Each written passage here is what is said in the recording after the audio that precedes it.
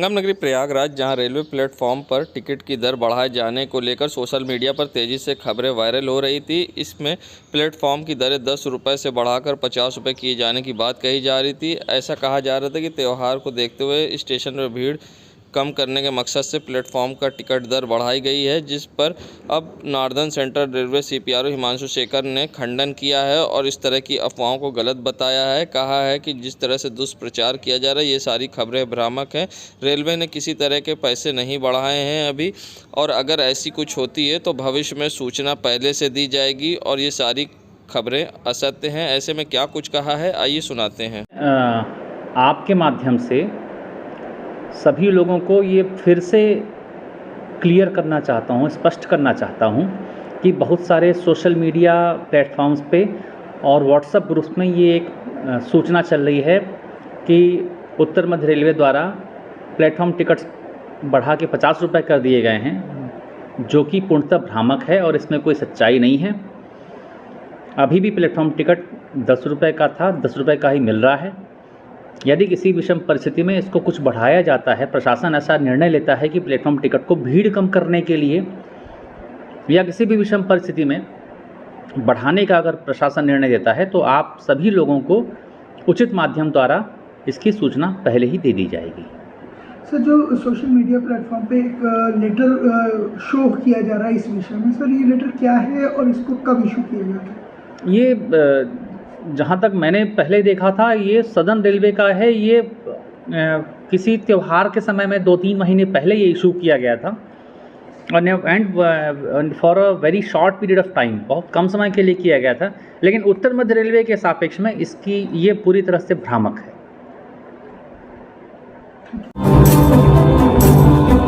संगम नगरी प्रयागराज पहुंचे deputy CM Keshav Prasad Maurya ने जहां सर्किट हाउस में कार्यकर्ताओं से मुलाकात की और साथ ही अरविंद केजरीवाल के बयान पर पलटवार किया है और साथ ही कांग्रेस को लेकर भी बड़ा बयान दिया है।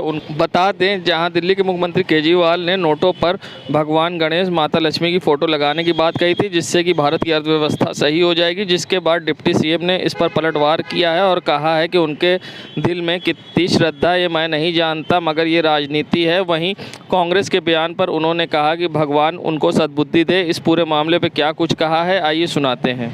कहा है कि गणेश और माता लक्ष्मी जी की भी फोटो होनी चाहिए गांधी जी के साथ, जिससे भारत की अर्थव्यवस्था सही हो। देखिए, श्री अरविंद केजरीवाल जो दिल्ली के मुख्यमंत्री हैं,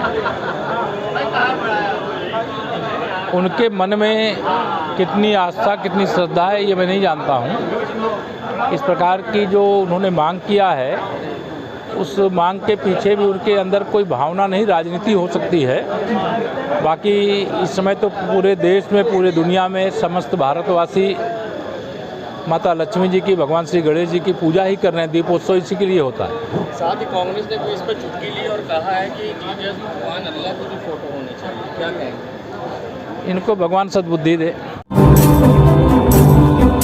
संगम नगरी प्रयागराज में जहां गोवर्धन पूजा के अवसर पर इस्कॉन मंदिर भव्य तरीके से सजाया गया, जहां श्रद्धालुओं की भीड़ सुबह से ही दिखाई दी, तो यहां पर कई तरह के भगवान को भोग भी लगाए गए और साथ ही इस्कॉन मंदिर में गोवर्धन पूजा अर्चना में लोग जुटे दिखाई दिए।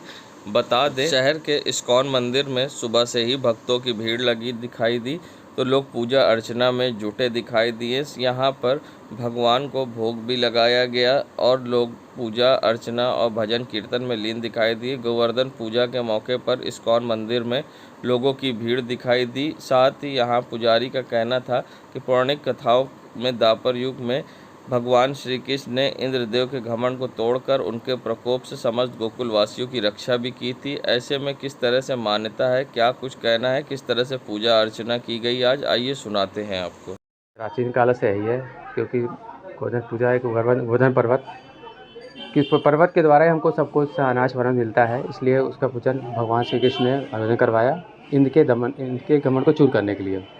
और सभी को पता है कि किस तरह से उन्होंने आयोजन करवाया, को क्यों करवाया। तो इंद्र का गमन तो दूर हो गया, क्योंकि इस तरह से आयोजन हुआ। इंद्र आके खूब वर्षा की है, पूरा तालाब भरे, लेकिन गोवर्धन पर्वत के नीचे मतलब वृंदावन में एक भी पानी का पता नहीं चला कहाँ जा रहा है। हैरान रहेगी क्या हो रहा है।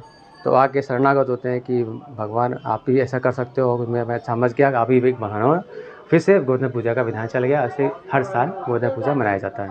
इस्कॉन मंदिर में गोवर्धन पूजा गोवर्धन पूजा में यहाँ इस्कॉन मंदिर में इस बार मनाया जा रहा है। अन्नकूट से गोवर्धन मनाया जाएगा। फिर उसका अभिषेक मतलब पूजा अर्चन होगा, प्रसाद वितरण होगा और गौ पूजा की जाएगी इस विशेष अवसर पे। महाराज आपका परिचय? मैं Ajay Ramdas, TMC member, ISKCON Prayagraj. Sangam नगरी प्रयागराज, जहां बसपा सुप्रीमो मायावती ने बीजेपी पर गंभीर आरोप मदरसों को लेकर लगाए थे, जिस पर अब डिप्टी सीएम केशव प्रसाद मौर्य ने सफाई देते हुए कहा कि यूपी सरकार मदरसा विरोधी नहीं है, वो वैध और अवैध की जांच करा रही है, वो चाहे मदरसा हो या स्कूल हो या फिर कोई भी संस्था हो। साथ ही इमरान मसूद के बसपा में शामिल होने पर भी उन्होंने क्या कुछ कहा है, आइए सुनाते हैं आपको किस तरह से उन्होंने दिया है बड़ा बयान। दिल्ली के मुख्यमंत्री पर भाजपा सरकार पर उंगली उठाई और याद दिलाया कि उनकी सरकार में 100 मदरसों को यूपी बोर्ड में शामिल किया गया था। नहीं, भारतीय जनता पार्टी कोई मदरसे की विरोधी नहीं, मदरसी शिक्षा चल रही है। जो अवैध मदरसे चल रहे हैं उनको चिन्हित करके उनको बंद करने का विचार किया गया है। और अवैध कुछ भी चले, चाहे वो मदरसा चले, कोई प्राथमिक विद्यालय चले, कोई हिंदी मीडियम का, इंग्लिश मीडियम का, या किसी भी प्रकार से अवैध जो भी है वह अवैध है, जो वैध है वो वैध है। इमरान मसूद को मायावती जी ने शामिल कराया। पश्चिम यूपी के बड़े मुसलमान नेता कहे जाते हैं और उन्होंने कांग्रेस में रहते हुए मायावती पर ही हमला बोला था। देखिए, जो राजनीति उत्तर प्रदेश की जो जिस भी प्रकार से, चाहे वो सपा, बसपा, कांग्रेस, कोई भी करने की कोशिश कर रहे हों, उनको भी ये पता है। और जो ऐसे दलों में जा रहे हैं उनको भी यह पता है कि अभी कम से कम 25 साल देश और प्रदेश को, देश की और प्रदेश की जनता ने भाजपा के हाथों में सौंपने का निश्चय करके रखा है। अन्यथा 2022 के चुनाव में इतनी ज़बरदस्त सफलता की जनता ने भाजपा के हाथों में सौंपने का निश्चय करके रखा है। अन्यथा 2022 के चुनाव में इतनी ज़बरदस्त सफलता, जिस प्रकार का ध्रुवीकरण कराया गया, जिस प्रकार की रणनीति, सारे विरोधी अंदर से एक हो गए, बनाए, लेकिन फिर भी हम 271 विधायक अपने गठबंधन के साथ जीत करके आए और माननीय योगी आदित्यनाथ जी के नेतृत्व में हमारी सरकार चल रही है। सर, एक आखिरी सवाल है कि डेंगू संगम नगरी प्रयागराज में दबंगों के हौसले इस कदर बुलंद है, जिसका एक CCTV सामने आया है, जहां जॉर्ज टाउन थाना क्षेत्र के अंतर्गत अल्लाहपुर इलाके में रहने वाले राम नरेश सिंह की चारपहिया वाहन पर एक युवक ने सुतली बम फेंका है, जिससे पीछे का शीशा टूट गया है। CCTV में साफ दिखाई दे रहा है कि युवक यहां आकर खड़ा होता है और गाड़ी के पीछे से ही सुतली बम फेंकता है, जिससे धुआं होता है और गाड़ी के पीछे का शीशा टूट जाता है, जिसकी घटना पूरी CCTV में कैद हो गई है। जहां दबंगों के हौसले इस कदर बुलंद है कि खुलेआम अब इस तरह की घटनाओं को अंजाम दे रहे हैं। अब लोगों में खाकी का खौफ नहीं दिखाई दे रहा है। वहीं पीड़ित ने तहरीर जॉर्ज टाउन थाने में भी दी है। अब देखना है इस पर किस तरह की कार्रवाई होगी, या इसी तरह से अपराधियों और दबंगों के हौसले बुलंद रहेंगे और खुलेआम इस तरह की घटनाओं को अंजाम देंगे। वहीं अब ये वीडियो सोशल मीडिया पर तेज़ी से वायरल हो रहा है। अब देखना इस पर होगी किस तरह की कार्रवाई। प्रयागराज में तेजी से बढ़ते डेंगू के प्रकोप को लेकर डिप्टी सीएम केशव प्रसाद मौर्य ने इस पर चिंता व्यक्त की है और साथ ही ग्लोबल हॉस्पिटल पर हो रही कार्रवाई को लेकर बड़ा बयान दिया है और साथ ही डेंगू को लेकर बैठक करने की भी बात कही। क्या कुछ कहा है, आइए सुनाते हैं।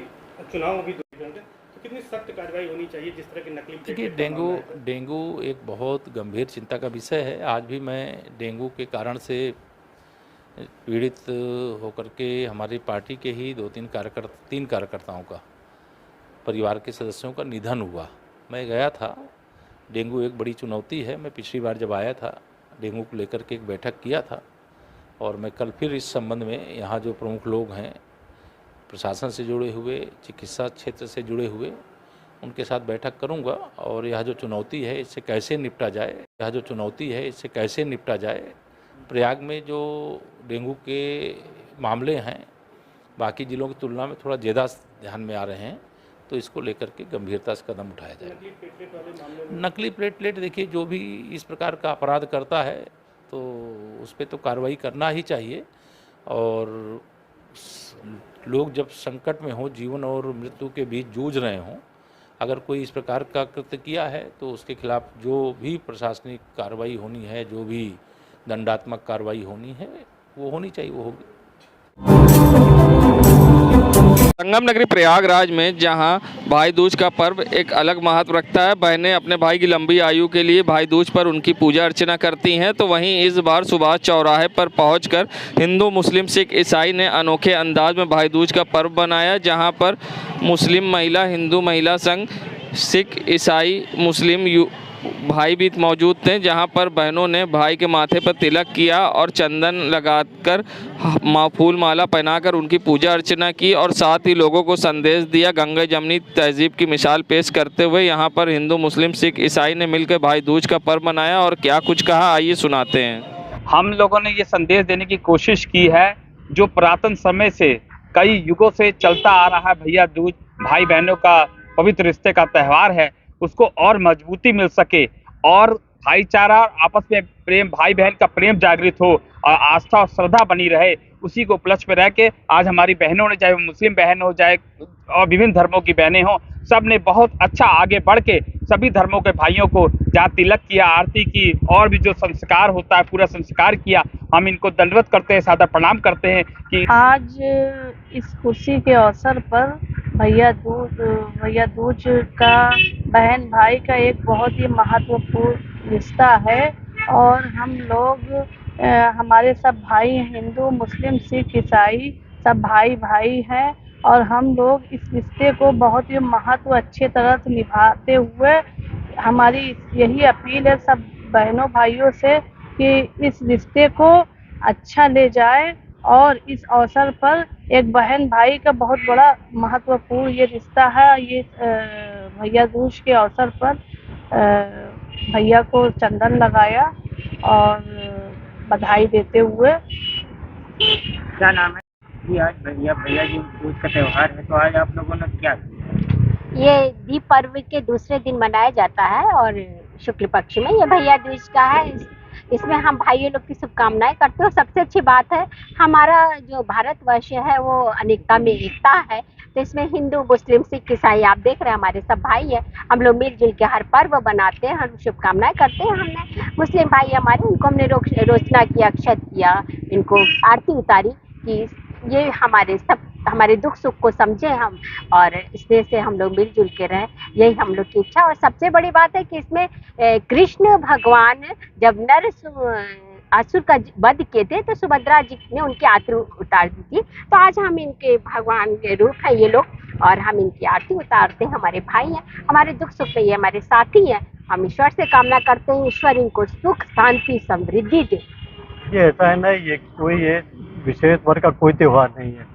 अब जितने भी त्यौहार हैं वो सब जो है ना तो नेशनल हो गए हैं, सबके हैं, कोई किसी का नहीं। हमारे जो मोदी जी योगी जी कह रहे हैं सबका साथ, सबका विकास, सबका विश्वास, तो हम लोग सब एक साथ हैं। अब जो कोई त्यौहार किसी नहीं, ये त्यौहार सबका है। हम लोग हर त्यौहार बड़े खुशी से, बड़े सौहार्द, कोई भी होली हो, दिवाली हो, ईद हो, बकरीद हो, हम लोग बड़े हर्षोल्लास के साथ मनाते हैं। और आज भैया दूज के मौके पर हम लोग, ये हमारी बड़ी बहन डॉक्टर रश्मि है, ये हमारी बड़ी बहन के समान है। हमेशा जब भी कोई त्यौहार होता है ये हम रक्षाबंधन में हमें बांधती हैं, राखी बांधती हैं। और आज भैया दूज के मौके पर इन्होंने हमें टीका लगाया, टीका लगाने के बाद हमें माला पहनाया। हम इनके बहुत आभारी हैं।